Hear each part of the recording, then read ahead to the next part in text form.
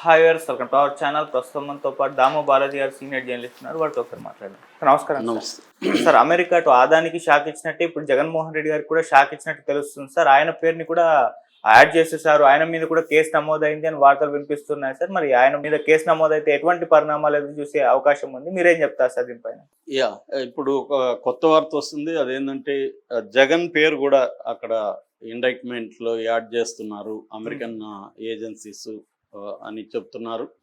ఎందుకంటే మామూలుగా ఇప్పటి వరకు జగన్ని సపోర్ట్ చేస్తున్న వాళ్ళు లేదా స్వయంగా జగన్ కూడా నా పేరు ఉందా, నా పేరు లేదు, నా పేరు లేనప్పుడు నాకేంటి సంబంధం అని అడుగుతున్నారు. అట్లాగే అడ్వకేట్స్ చాలామంది కూడా నేషనల్ లెవెల్ అడ్వకేట్స్ కూడా అసలు ఎవరికి బ్రైబ్ ఇచ్చారనేది దాంట్లో లేనప్పుడు బ్రైబ్ అనేది ఎట్లా నిరూపిస్తారు, పేర్లు లేకుండా ఛార్జ్ షీట్లో ఇలా పెట్టడం అనేది నేను ఎప్పుడు చూడలేదని కూడా చాలామంది అడ్వకేట్స్ మాట్లాడుతున్నారు.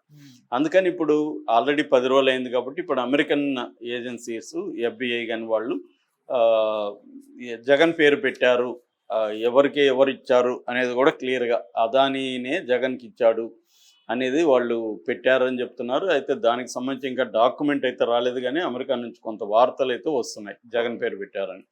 సో ఇప్పటి వరకు మనం అంటే నవంబర్ 20న ఈ ఇండక్ట్మెంట్ అనేది ఛార్జ్ షీట్ అనుకుందాం, ఛార్జ్ షీట్ అనేది వచ్చింది. అమెరికన్ ఏజెన్సీస్ అక్కడ ఏంటంటే ఫారిన్ కరప్ట్ ప్రాక్టీసెస్ యాక్ట్ కింద అదానీ మీద, అజూర్ కంపెనీ మీద, ఈ రెండింటి మీద పెట్టాయి. వాళ్ళు ప్రధానంగా ఎందుకు పెట్టారంటే అదానీ అక్కడ ఫండ్స్ని కలెక్ట్ చేశారు.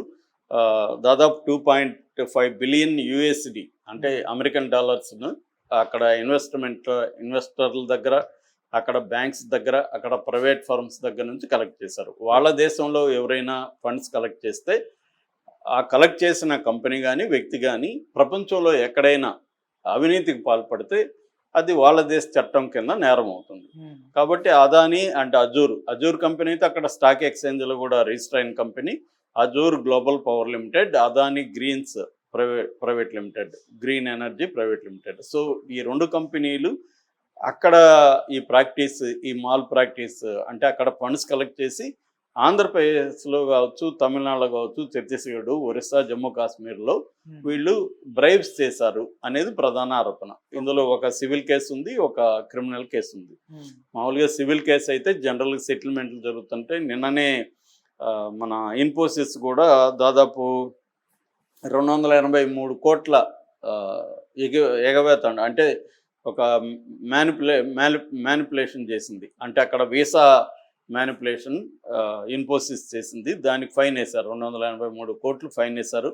ఇట్లాగా మనకి అనేక కంపెనీలు అమెరికన్ రూల్స్తో కరెక్ట్గా పాటించకపోతే అమెరికాతో డీల్ చేసేటప్పుడు వాళ్ళు ఫైన్ వేస్తుంటారు. ఈవెన్ చివరికి మన ఊరగాయలు కరెక్ట్గా వాళ్ళ స్టాండర్డ్స్ లేకపోతే కూడా ఫైన్లు పడే సందర్భాలు ఉన్నాయి. అందుకని ఫుడ్ కూడా ఎక్స్పోర్ట్ అమెరికాకి చేసేటప్పుడు ఇక్కడ కన్జంప్షన్కి వేరే రకమైన స్టాండర్డ్స్ ఉంటే అమెరికాకి చేసేటప్పుడు చాలా తరవుగా దాన్ని చూసి పంపిస్తారనమాట. ఎందుకంటే వాళ్ళు అంత స్ట్రిక్ట్గా చూసుకుంటారు.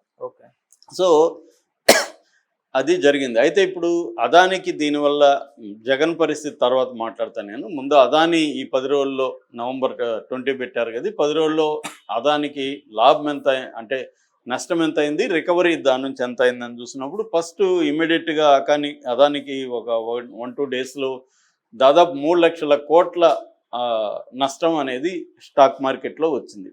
ఈ నష్టం అదానికే వచ్చినట్టు కాదు, మదుపుదారులు అంటారు, అంటే మన రీటైల్ ఇన్వెస్టర్లు అందరికి కూడా నష్టమే. LIC కూడా చాలా పెద్ద ఎత్తున నష్టపోయింది.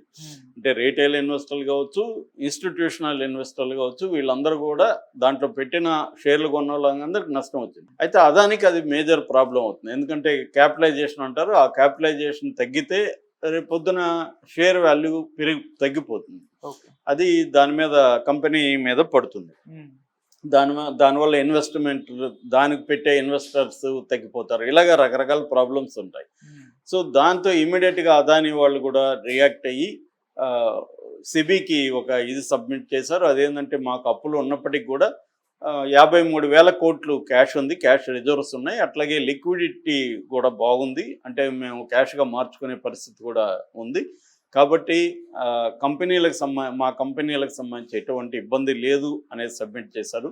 దానివల్ల కొంత నమ్మకం అనేది ఇక్కడ ఏర్పడింది. అట్లాగే టాంజానియా పోర్టుకి సంబంధించి టాంజానియా గవర్నమెంట్ మేము మా ఒప్పందం కంటిన్యూ అవుతుంది, మాకేమీ దాని ఎఫెక్ట్ అమెరికా ఆరోపించినంత మాత్రాన మాకు అదాని మీద ఏమీ లేదు, మాకు నమ్మకం ఉందని ప్రకటించింది.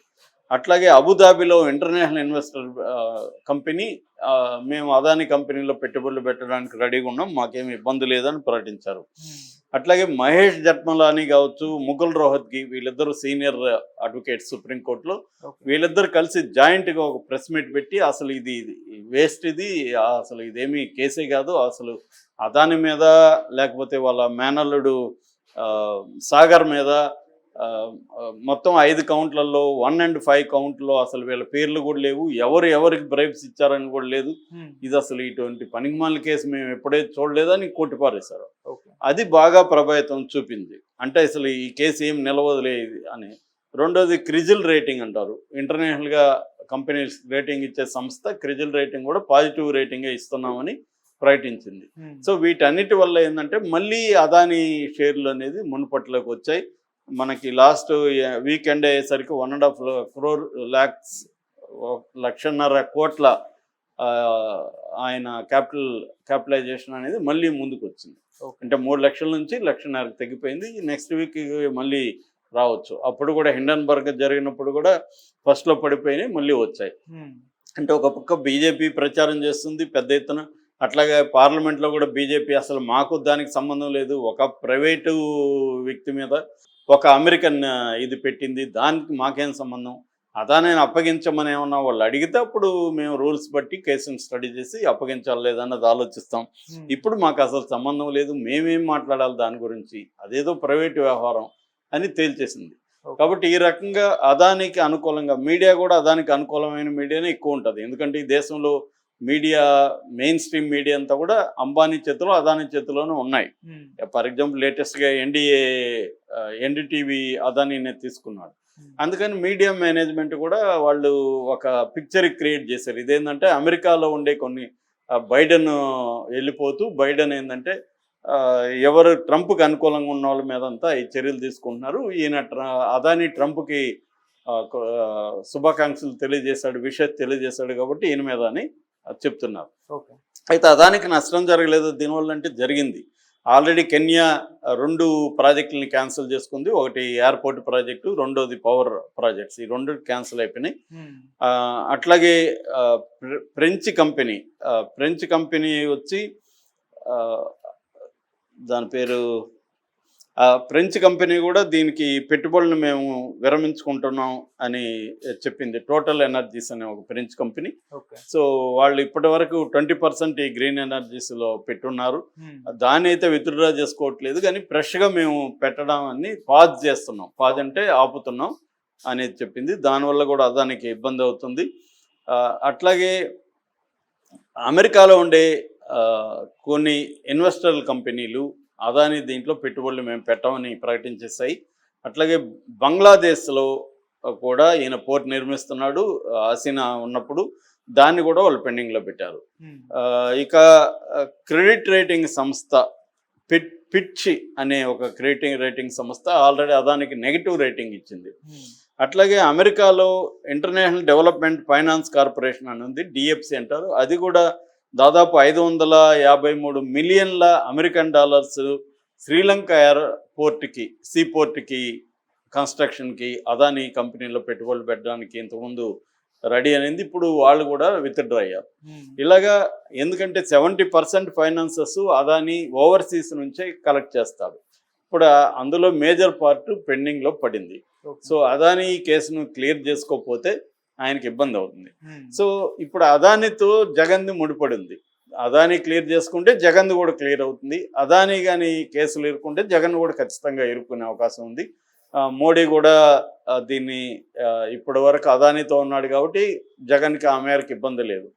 కానీ రేపొద్దున అమెరికా అదాని మీద గట్టిగా పట్టు బిగించి జగన్ పేరు పెట్టి దానికి ప్రూఫ్ అంతా పెట్టగలిగింది అనుకో, అప్పుడు మోడీ కూడా ఖచ్చితంగా, ఎందుకంటే ఇది మోడీ చేతులకు వెళ్లకుండా సుప్రీంకోర్టుకు కూడా ఆల్రెడీ పిటిషన్ పడింది, రేపు సుప్రీంకోర్టు ఆదేశించింది అనుకో సిబిఐ ఎంక్వైరీ, అప్పుడు జగన్ మీద కూడా జగన్ని కూడా అరెస్ట్ చేసే అవకాశాలు జగన్ మీద కూడా కేసు పెట్టే అవకాశాలు ఉన్నాయి. ఆల్రెడీ ఇక్కడ చంద్రబాబు ప్రభుత్వం ఉంది కాబట్టి